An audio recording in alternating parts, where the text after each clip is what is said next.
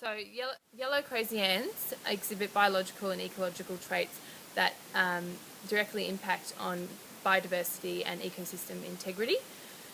Basically, we have the yellow crazy ant infestation here in Russett Park. The ants have the potential to raft downstream to other areas and recolonise on other areas along the banks of the Barron River, including the village of Kuranda. And basically, they've spread out from one property to 27 hectares.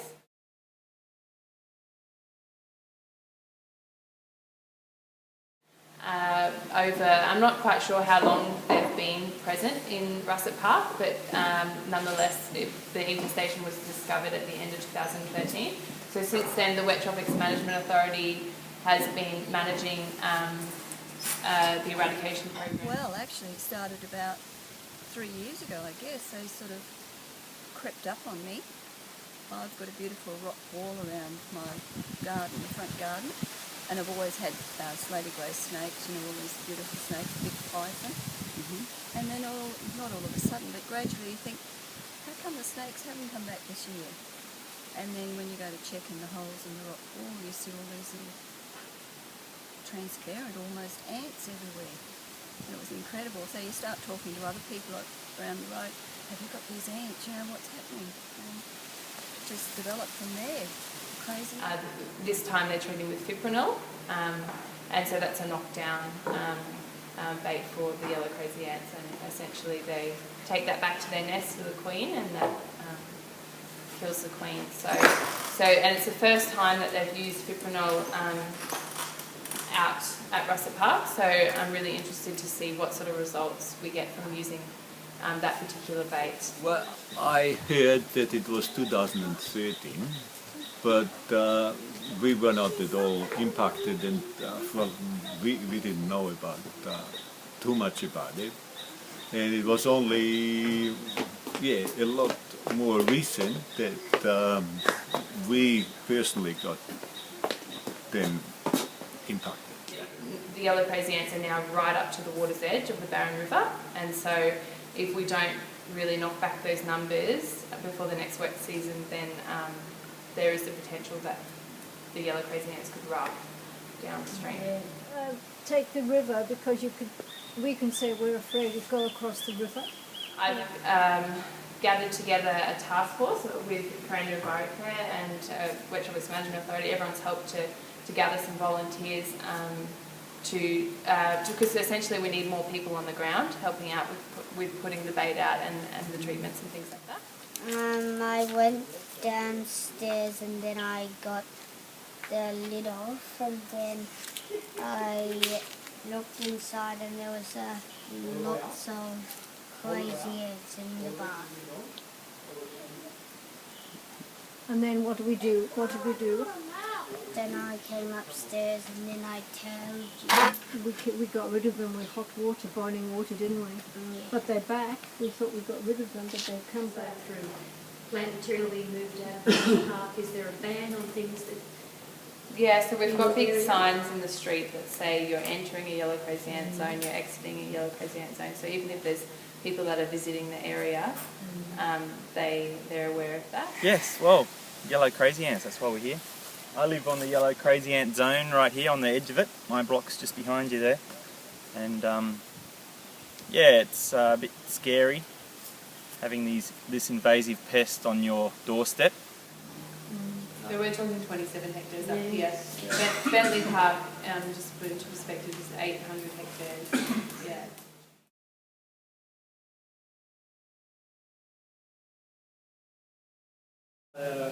Monitoring on the opposite bank of the river, is it taking place? No, so that hasn't taken place. How will you know if they do get across?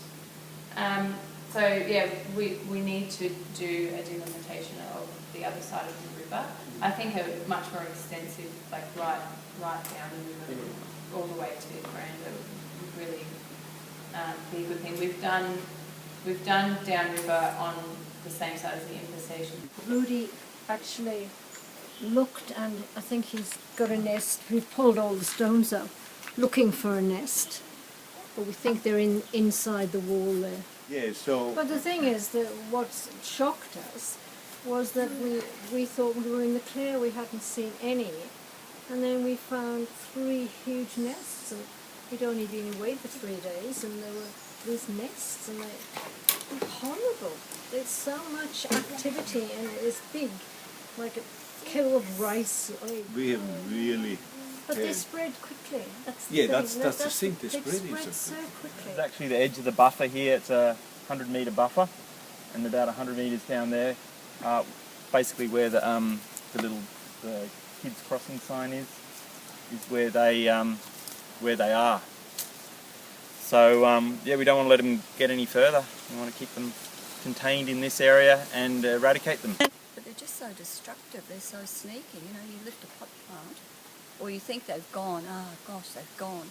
You lift a pot plant up and here's another nest, you know, and as soon as you move it, they're just, the hordes of them, they're all these little eggs, you see them scurrying somewhere else. It's incredible, absolutely incredible. Ago we came and put some baits down, and the ants are attracted to the baits and yeah, basically find out where they are and where they're not. And then last week the chopper came through and dropped some aerial baits that we couldn't get through to in the bush, and then we went by foot a couple of days later and placed the baits around in the places the chopper couldn't get to, which is around houses and stuff. We need a large pool of volunteers so that we can draw enough people when it comes to treatment time to actually get the job done, to have enough people on the ground, to be able to rely on that many people to come out when the treatment needs to be done on time, because treating yellow crazy ants needs to be done in a timely and efficient sort of manner. So the smaller space of time that you get that bait across the landscape, the greater impact it's going to have on the population, the yellow crazy ant population on a whole.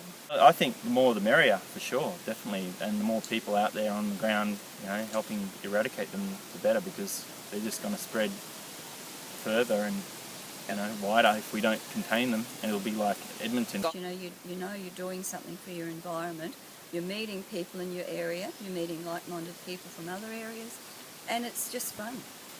And you know you're making a difference. It's as simple as that. There's no pressure.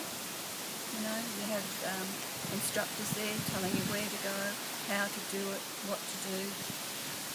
Get together after, talk about your experience, and it's great. As a volunteer, you can self-register online, and on there you can indicate whether you're available on a weekday, whether you're available on a weekend, if you're good on steep terrain or moderate terrain, or if you prefer to do other things that will help towards the eradication program. All my frogs have gone, my green frogs have gone, my little shovel-nosed frog is gone, little skinks are dead in the garden. So once you've signed up online, you will receive emails, newsletters informing you about upcoming yellow crazy ant activities, and you can just reply to that email and say yes, I'm available, or no, I'm not, and we can just go from there and arrange for time to meet and what equipment you'll need to, what clothing you'll need to bring and that sort of thing. Well, Biosecurity Queensland was treating yellow crazy ants prior to 2012, and basically it was declared that it was not possible to eradicate yellow crazy ants from the state as a whole, and so because of that they dropped the program, the yellow crazy ant program.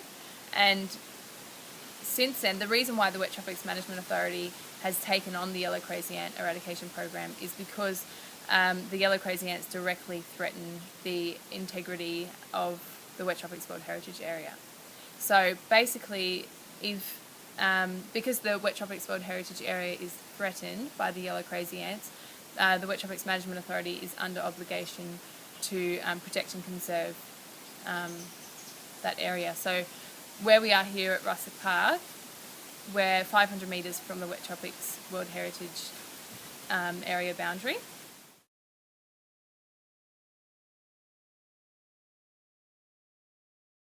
The infestations that are in close proximity to the Wet Tropics World Heritage Area need to be treated differently to yellow crazy ant infestations in other areas of the state, because the ants behave differently in this area, and we have a World Heritage Area that is at risk of not being a World Heritage Area anymore.